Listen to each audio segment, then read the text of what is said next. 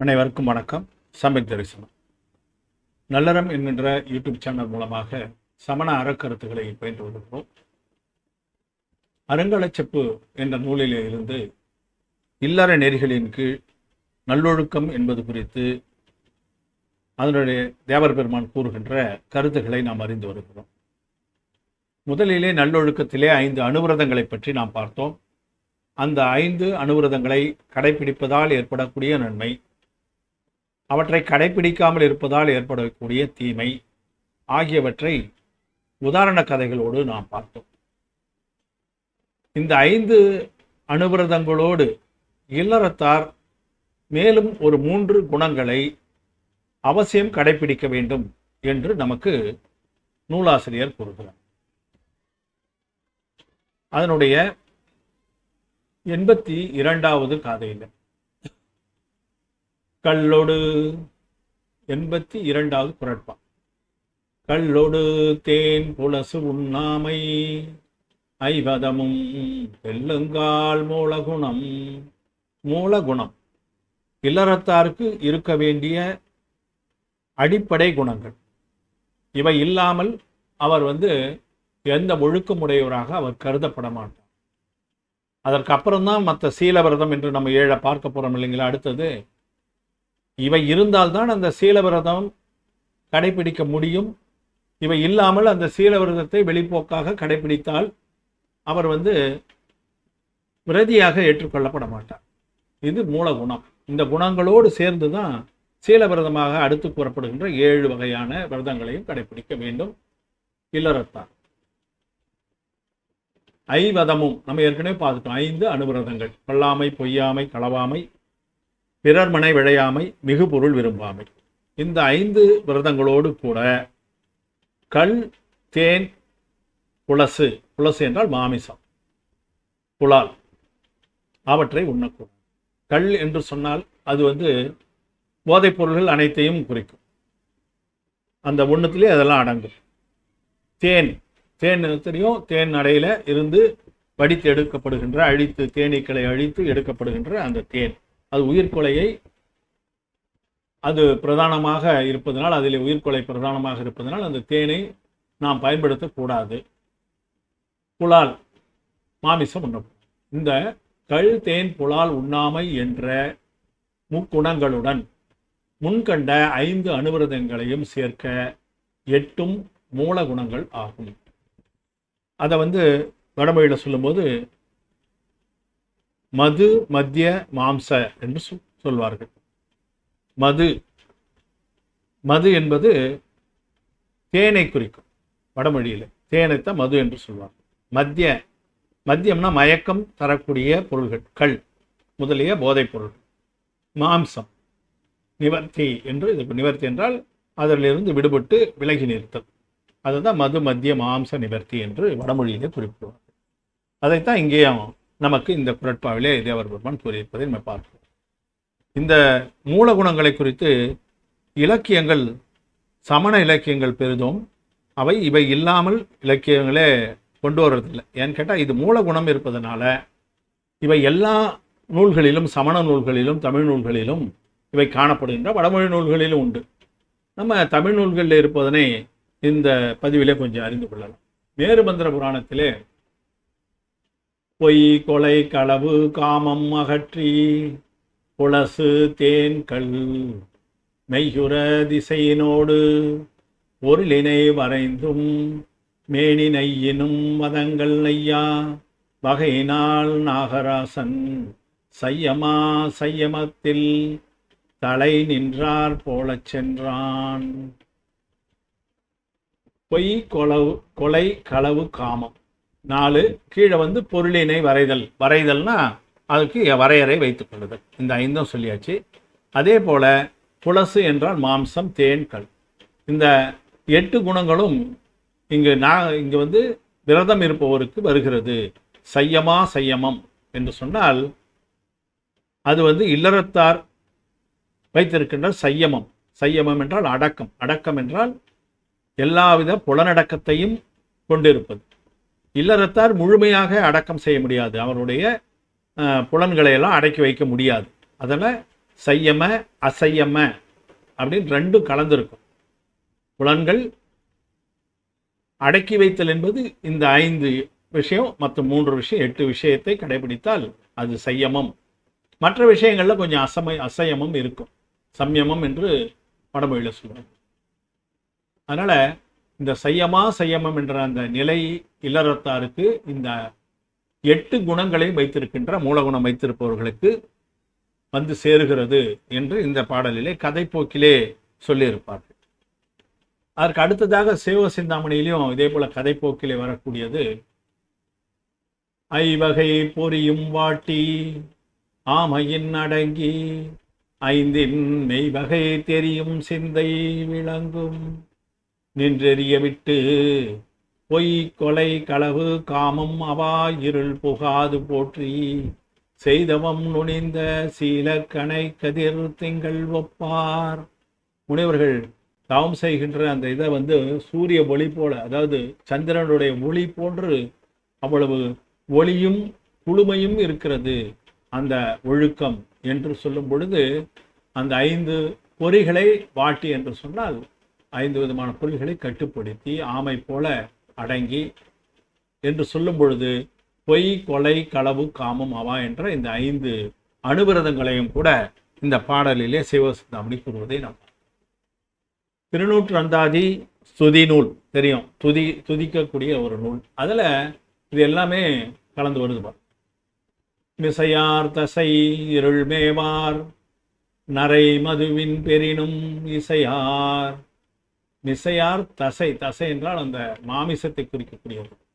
அந்த தசை இருள் மேவார், அந்த மாமிசம் என்கின்ற அந்த இருளிலே அவர்கள் சென்று சேரமாட்டார். நரை மதுவின் பெரினும் இசையார், சம்மதம் சொல்ல மாட்டாங்க.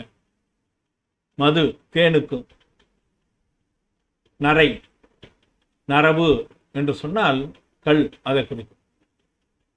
அதன் பிறகு பொய் கொலை களவு அறியார், 3 விஷயத்தை சொல்றாங்க. பொய் கொலை களவு. இனம் தோகையார் மாட்டு அசையார், தோகையார் பெண்கள், அதாவது பிற பெண்கள் மீது அசையார், அதுக்கு மேல் அசையாமல் அந்த பக்கம் நாடாமல் இருப்பார்கள். பொருள் வரைந்து, இங்கு அந்த அதிகமான பொருளை விரும்பாமல் வரைதல் என்று சொன்னால் வரையறை செய்து கொள்ளும். ஐவரை பேணுவார், 5 புலன்களை. ஐம்புலன் மேல் நசையாரிய பிண்டியார் அடியார் எங்கள் நாயகரே. நம்ம தீர்த்தங்கரர் பிண்டி மரத்தின் கீழே இருக்கிறார், அவர்தான் எங்கள் நாயகர் என்று நமக்கு அவிரோதியார் இதிலே சொல்வதை நாம் பார்க்கிறோம். இதில் பார்த்தீங்கன்னா தசை மது நரை அதெல்லாம் சொல்லியாச்சு. பொய் களவு கொலை பொருள் வரைதல் தோகையர் பெண்கள், இவற்றை எல்லாமே இங்கே கொண்டு வந்து இந்த மூலகுணத்திலே திருநூற்று அந்தாதியிலே அந்த பக்தி பாடலிலே இவற்றினை புகுத்தி, இதுதான் இல்லறத்தார் இருக்க வேண்டிய நெறிமுறை. அவர் யாரை நாடி இருப்பார் என்று சொன்னால் தீர்த்தங்கரர், பிண்டியார் அடியார், பிண்டியின் அடியிலே அமர்ந்திருக்கின்ற தீர்த்தங்கரரை கடவுளாக அவரையே தன்னுடைய தேவனாக போற்றுபவர்கள் இவற்றையெல்லாம் கடைபிடிப்பார்கள், இவற்றை ஒதுக்கி வைப்பார்கள் என்று அதில் காரணம். அதே போல துதி நூலாக இருக்கிற மேற்றிசை திருமேற்றிசை அந்தாதியில் மடுக்கும் நரவு தெளியிருள் உண மடவார் விளைவு கெடுக்கும் கொலை பொய் களவு புலால் பொருள் கேளிர் சுற்றம் விடுக்கும் முனிவரை வைதல் வல்லார் முத்த வெண்குடை கீழ் அடுக்கும் பணக்குடையார் அடிநீழல் அடைந்தவரே. குடையார்னா பணாமுடியை உடைய பார்ஸ்வநாதர், பணாமுடியுடைய பார்ஸ்வநாதருடைய அடிநிழல் அடைந்தவர், அவருடைய திருவடிகளை போற்றி புகழ்ந்து இருக்கின்றவர் மடுக்கும் நரவு தேளிருள், அதாவது மது அருந்த மாட்டார். தெளியிருள் உண, அந்த இருளாக இருக்கக்கூடிய மாமிசத்தை உண்ணமாட்டார்கள். மடவார் என்றால் பெண்கள், பெண்கள் மீது ஆசைப்பட மாட்டார்கள், பிற மகளிர் மீது. கெடுக்கும் கொலை பொய் களவு புலால் பொருள் இவற்றின் மீது ஆசைப்பட மாட்டார்கள். என்ன செய்வாங்க? அப்புறம் கேளிர் சுற்றம் விடுக்கும் முனிவரை. கேளிர் என்றால் உறவினர்கள், நண்பர்கள், இவர்களை எல்லாம் விடுக்கும் முனிவரை, அவர்களை எல்லாம் விட்டுட்டு தனியா தவம் செய்து விட்டவங்களை வைதல் ஒல்லார், அவர்களை எந்த விதமான தவறான வார்த்தைகளையும் சொல்ல மாட்டார்கள், திட்டமாட்டார்கள் என்று இங்கு வருகிறது. அவர்களை எல்லாம் இவர் இப்படி சுற்றிட்டு இருக்காரு, அந்த மாதிரி எல்லாம் ஒரு இகழ்ச்சியான பேச்சு சொல்ல மாட்டார்கள். யாரு? இந்த மாதிரி பார்சுநாதருடைய அடிநிழலை அடைந்தவர் என்றால் அந்த நெறியினை, பார்சுநாதர் சொன்ன நெறிகளை பின்பற்றி வாழ்கின்ற இல்லறத்தார் இந்த மாதிரியான குணங்களை எல்லாம் பெற்றிருப்பார் என்று இதிலே திருமேற்றிசை அந்தாதியிலே நமக்கு கூறுகிறார். திருக்கலம்பக நூலிலும் உதிசி தேவர் நமக்கு கூறுவது, விரையார் மலர் மிசை வருவார் திருவரம் விழைவார். விளையார் மலர்மிசை வருவார் திருவரம் விழைவார். அதாவது மலர்மிசை வருவார், மலரின் மீது நடந்து வரக்கூடிய அந்த தீர்த்தங்கரர் இருக்கார் இல்லைங்களா, அவருடைய திருவரத்தை விழைவார். அவருடைய விரும்புவர்கள் என்ன செய்வாங்கன்னா, கொலையினை விழையார், கொலை மீது விழைவு இருக்காது, அதை நாடமாட்டார்கள். பொய் உரையார், களவினை ஒழுகார், பிறர் மனை உவவார், பிறர் மனை மீது ஓப்பு கொள்ள மாட்டார். அதே போல மிகு பொருள் உவவார், அதன் மீது ஓப்பு கொள்ள மாட்டார்கள். வெஞ்சுரையால் உணர்வினை அழியார், அழி தசை துவ்வார், இங்கே தசை என்று கூறுகிற மாமிசம். விடம் என எவ்வாறும் புறையார் நரவினை நுகரார், கள் உண்ணமாட்டார். இரவு உணல் புகழார், இரவு உண்ணுவதை புகழ மாட்டார்கள், அதாவது உண்ணாமல் இருப்பார்கள் என்று அர்த்தம். இரவு உணவை தவிர்ப்பார்கள், இரவு சாப்பிட்டா நல்லா இருக்கும்னு சொல்ல மாட்டாங்கன்னா அதான் புகழார். புறவரை இழகார் திகழாரை, புறவர் முனிவர்கள், தீர்த்தங்கரர் முதற்கொண்டு எல்லா முனிவர்களையும் குறிப்பது. புறவர் பையன் நம்ம என்ன சொல்கிறோம், ஐங்குறவர் என்று சொல்கிறோம் பஞ்சபரமேஷ்டிகளை. அந்த பஞ்சபரமேஷ்டிகளை இகழமாட்டார். இவ்வளவு நற்பண்புகளையும் அவர்கள் கொண்டிருப்பார்கள் என்று சொல்லுவதிலே இந்த மூலகுணங்கள் 8 இதில் வருவதை நாம் பார்க்கிறோம். ஏன்னா மூலகுணங்கள் எவ்வளவு அத்தியாவசியம் என்று நமக்கு சமண இலக்கிய நூல்கள் கூறுகின்றன என்பதை நாம் தெரிந்து கொள்வதற்காகத்தான் இவற்றையெல்லாம் நாம் பார்க்கிறோம். கல்லார் கல் உண்ணார், கடிவ கடிந்தொரி எல்லி பிறரை இகழ்ந்துரையார், தள்ளியும் வாயிற் பொய் கூறார், வடுவரு காட்சியார், சாயின் பரிவதியில்.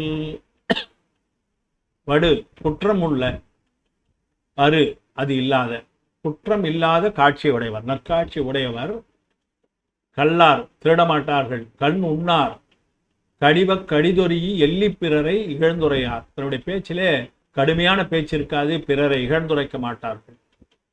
தள்ளியும் வாயிற் பொய் கூறார், பொய் சொல்ல மாட்டார்கள் என்று ஒரு சில பண்புகளை எல்லாம் நற்காட்சியாளருக்கு இருக்க வேண்டும் என்று நாலடியாரிலே சமண முனிவர்கள் கூறியிருப்பதை நாம் பார்க்கிறோம்.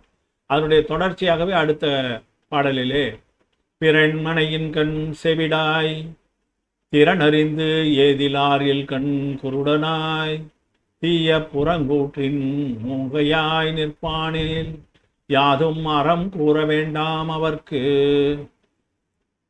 ஒரு மனுஷனுக்கு இந்த பண்புகள் எல்லாம் இருந்தா அவங்களுக்கு தனியாக கூப்பிட்டு தர்மத்தை கூற வேண்டிய அவசியம் இல்லை. எந்த பண்புகளை எல்லாம் வைத்திருந்தால், இந்த மூல குணங்களை எல்லாம் உள்ளடக்கி இருக்கின்ற இந்த பண்புகளை வைத்திருந்தா அவங்கள கூப்பிட்டு வச்சு நம்ம தர்மம் சொல்லி இப்படிலாம் நடக்கணும் நம்ம சொல்ல வேண்டிய அவசியமே இல்லை.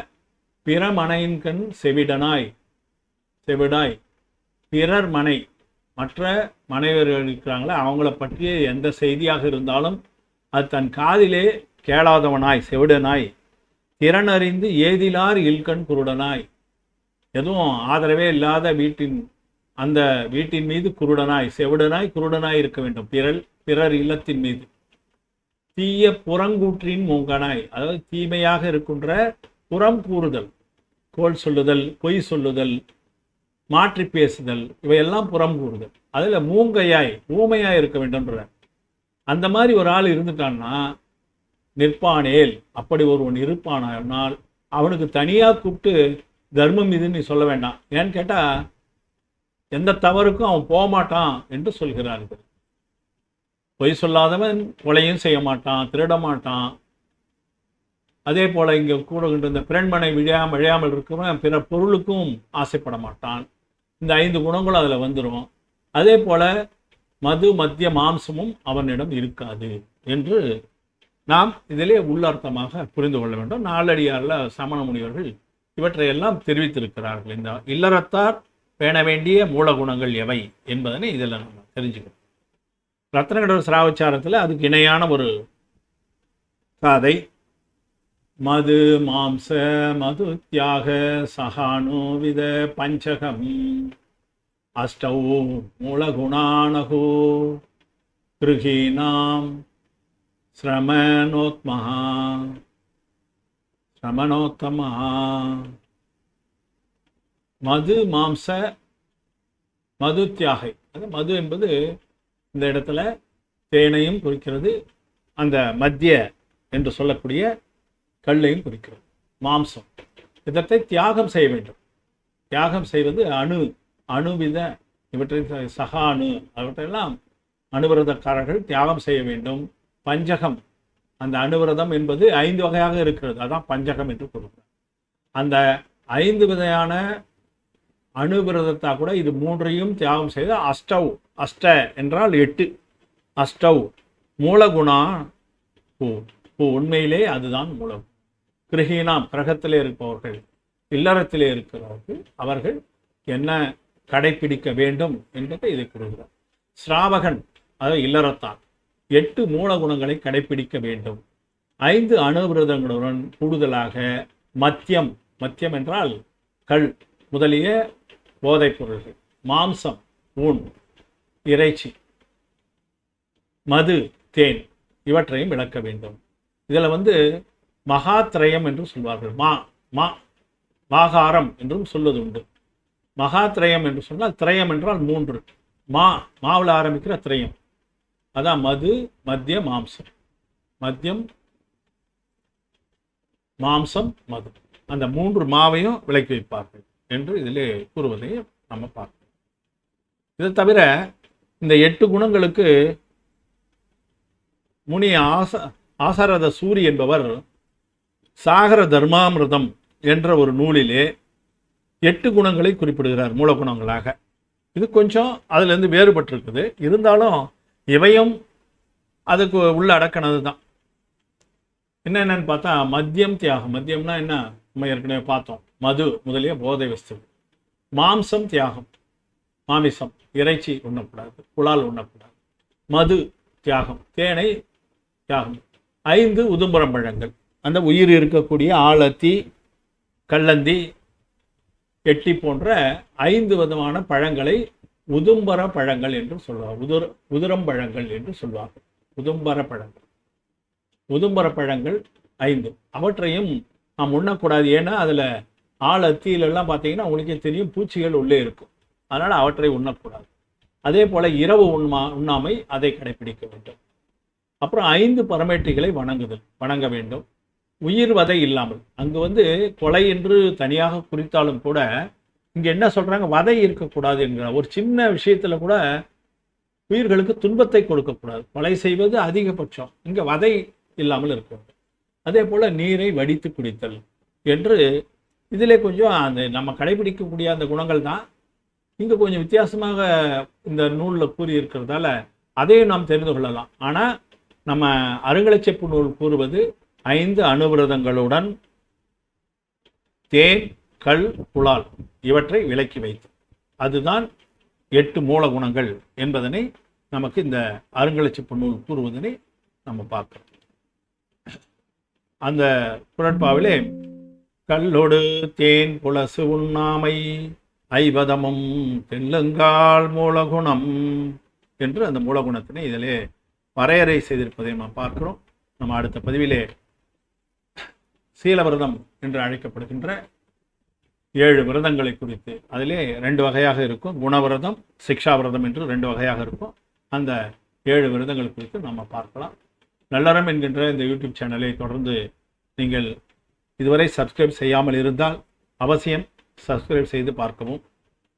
அதோடு கமெண்ட் பாக்ஸிலே தங்கள் கருத்துக்களை பதிந்தால் அது பயனுள்ளதாக அமையும் என்பதனால் அதனை திருப்பி வலியுறுத்தி நான் கூறுகிறேன். கமெண்ட் பாக்ஸிலே தங்களுடைய விமர்சனங்களை அதில் குறிப்பிடுங்கள். மற்றவர்களுக்கும் இந்த பதிவுகளை ஃபார்வேர்ட் செய்து அவர்கள் பார்க்க துணை புரியுங்கள் என்று கேட்டு இந்த வாய்ப்புக்கு நன்றி கூறி முடித்துக் கொள்கிறேன். அனைவருக்கும் நன்றி. ஜெய் ஜினேந்திரா.